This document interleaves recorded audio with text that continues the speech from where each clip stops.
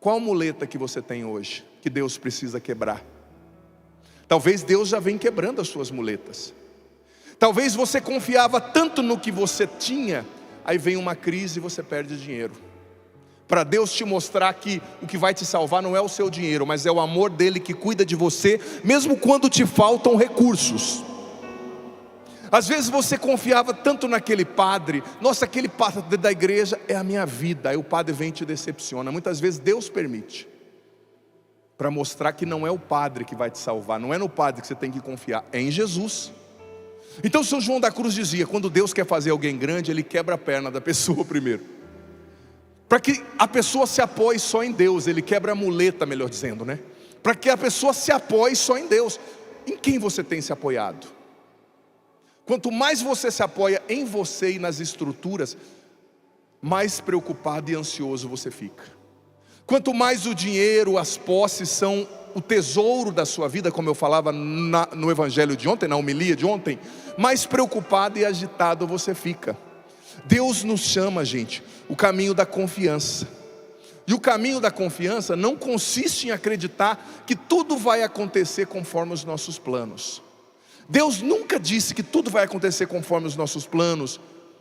Ele nunca disse que nós não teríamos problema, mas o que Ele promete é uma presença constante. Ele não disse que você não vai ter problema, mas Ele disse, onde você andar, eu vou estar com você, e isso te basta. Gente, nada é mais valioso do que a presença de Deus. E Ele prometeu que nas dificuldades maiores da sua vida, Ele estaria contigo. Você acredita nisso? Sim ou não? Então vamos aplaudir o Senhor, que cuida de nós. Você sabe que a ansiedade pergunta, mas se tudo der errado? A fé responde, mesmo que eu não saiba o que acontecerá, eu sei em quem eu coloquei a minha confiança, e Ele é fiel para me sustentar, mesmo no meio do deserto, mesmo no meio da tempestade. Isso é fé, sabe? Você sabe que em 1 Pedro capítulo 5, versículo 7, está escrito, lançai sobre Ele toda a vossa preocupação, porque Ele cuida de vós. Olha, quem vive pela vida e não aprende a confiar em Deus, é como alguém, um peregrino que está percorrendo um longo caminho com uma mochila carregada de pedras. Cada vez vai pesando mais, cada preocupação é uma pedra que vai te encurvando. E Deus não disse que vai encurtar a estrada do peregrino, mas Ele disse, deixa eu carregar esse peso com você, deixa eu te ajudar. Porque, gente, veja só, os pesos às vezes não vão diminuir, mas essa ansiedade, ela gera essa ilusão que nos faz desconsiderar quem é Deus. Porque a ansiedade e a preocupação faz a gente esquecer que Deus é um Deus de amor, que é Pai, que cuida, que é bom. E nesse contexto da confiança, a gente assume a nossa missão da masculinidade e da feminilidade. Porque olha, talvez você ouvindo aqui hoje as pregações, mulher, olhou para você mesmo e falou, nossa, eu estou longe, hein? Estou longe de Nossa Senhora, de ser como Maria. Talvez você, homem, ouvindo as pregações lá, falou, nossa, estou lascado. Esse padre colocou o dedo na minha ferida. Talvez você se sinta tão pequeno. Talvez eu me sinta tão pequeno, apesar de ter 1,94 m, para ser o padre que eu preciso ser. E a gente é pequeno, mas daí Deus diz, eu te ajudo, eu carrego a mochila com você, eu sou o teu Deus, sabe, eu estou com você, para cuidar de você em todos os momentos.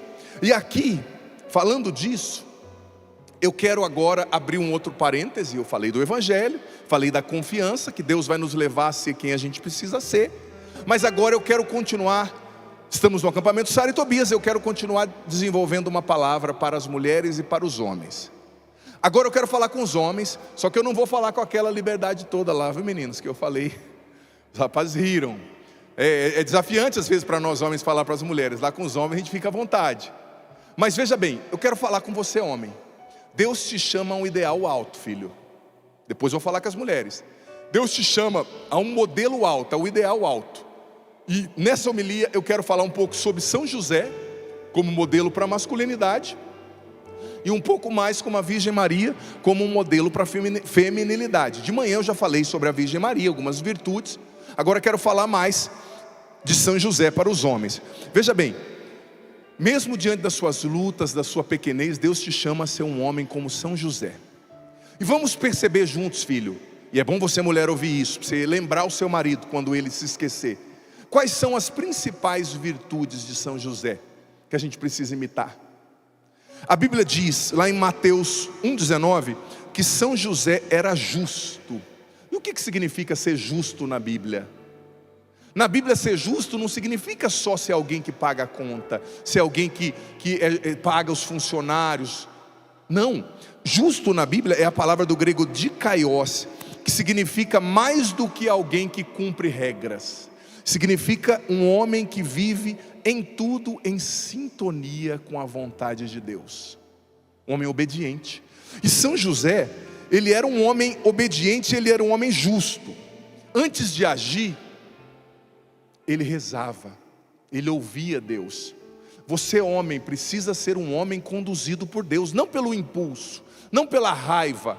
Você precisa ser um homem como São José, porque São José, ele condensava a firmeza, o silêncio e ao mesmo tempo a ternura.